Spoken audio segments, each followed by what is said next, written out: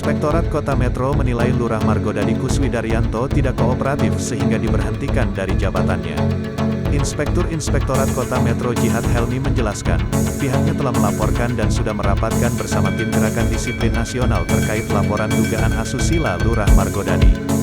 Nah, kita sudah mengambil langkah terkait persoalan tersebut, di mana yang bersangkutan diberhentikan dari jabatannya karena tidak kooperatif.